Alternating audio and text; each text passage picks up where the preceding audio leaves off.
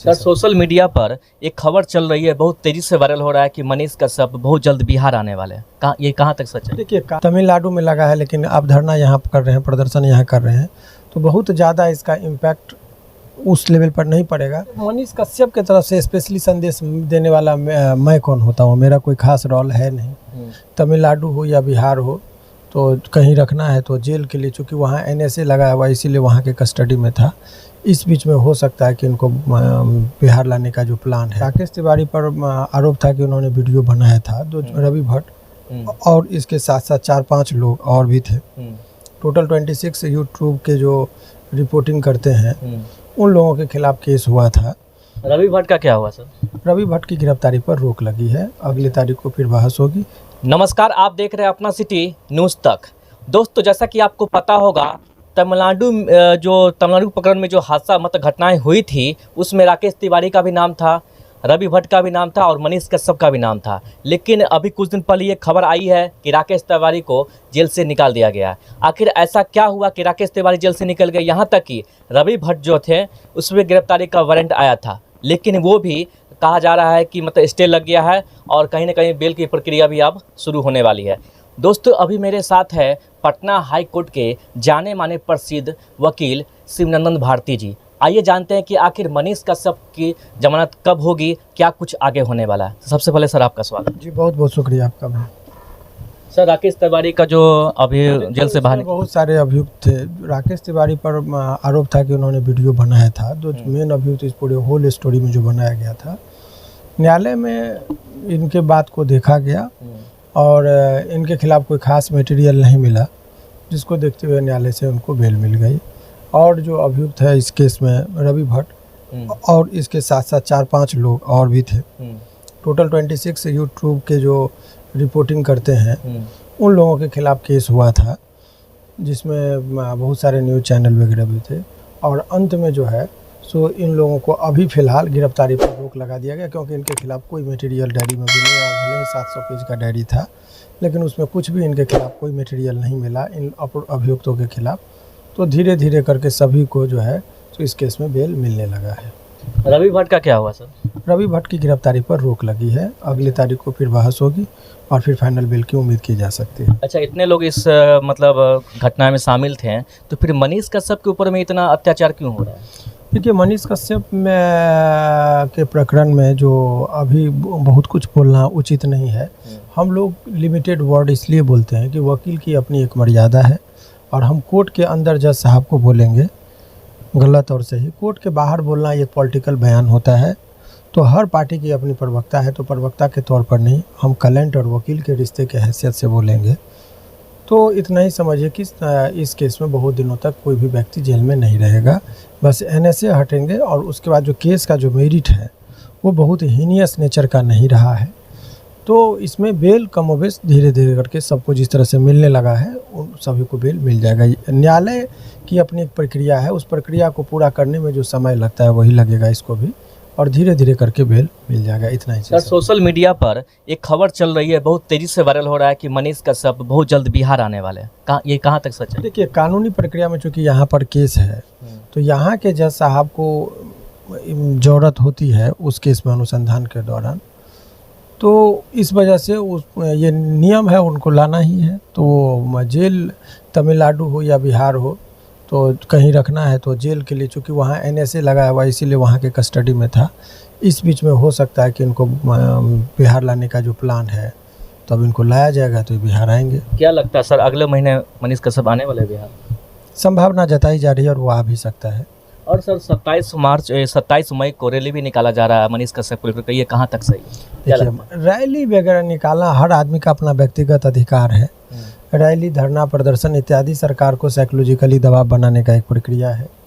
अब दबाव तब बना पाते हैं जब आपके पास संख्या बल होता है, आपके पास जनता का समर्थन होता है, और इस लोकतंत्र में सभी व्यक्तियों को अपना एक अधिकार है शांतिपूर्ण तरीके से कुछ भी करने का।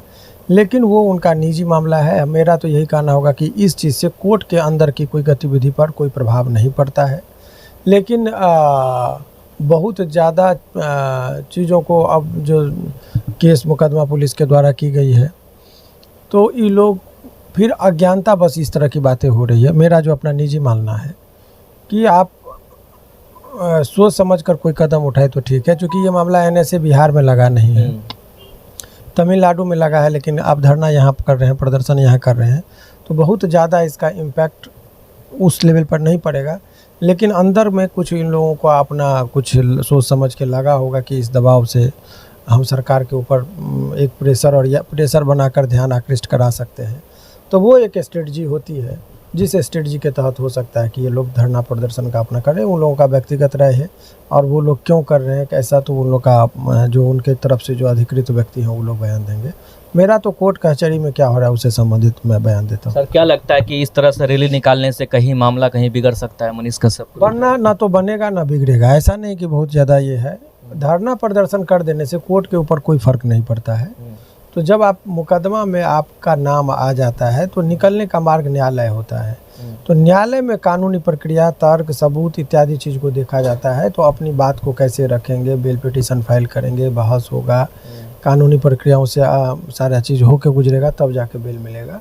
तो ये सब तरह का चीज़ है, तो आप उसको ये नहीं कह सकते हैं। लेकिन इसमें जो मटेरियल है कुछ भी नहीं इस तरह का है कि बहुत लंबा दिनों तक इसको जेल में रहना पड़े, इसका मटेरियल इस केस में नहीं है। जिस राकेश तिवारी ने वीडियो बनाया था वो तो जेल से बाहर निकल गए, ठीक है, लेकिन मनीष कश्यप के साथ ऐसा क्यों हो रहा है? वो कब तक जेल से बाहर निकलेंगे? चूँकि इनका बेल अभी यहाँ पर रेगुलर बेल फाइल होना है।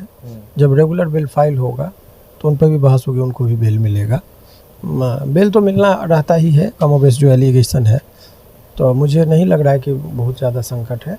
लेकिन अन्य चीज़ जो है कि पॉलिटिकल बयान, पत्रकार हो तो पत्रकारों का भी एक धर्म होता है कि आप निष्पक्षता से बात को रखिए।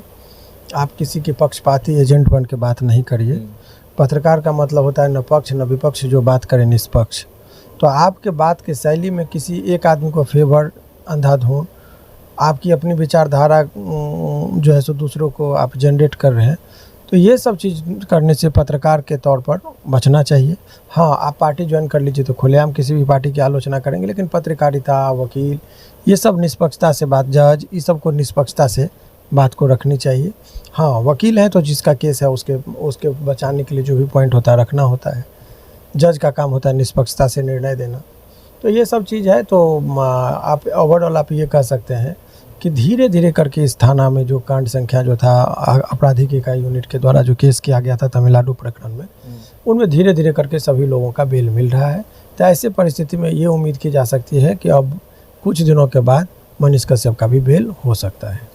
सर एक चीज़ बताइए, जब से मनीष कश्यप के ऊपर में NSA लगा है तब से उनकी मां बहुत परेशान है, यहाँ तक कि बीमार भी पड़ गई है, और उनके भाई भी बार बार सोशल मीडिया पर आ रहे हैं, लोगों से मदद मांग रहे हैं। इसके बारे में क्या?